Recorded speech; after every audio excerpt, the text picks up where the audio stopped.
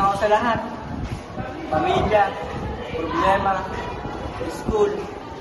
Parang wala nang talagang pag-asa.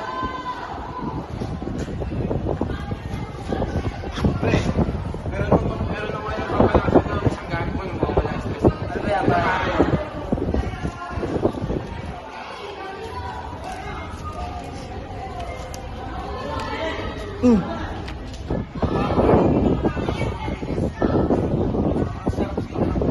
Para sa uli, mas lalo na wala.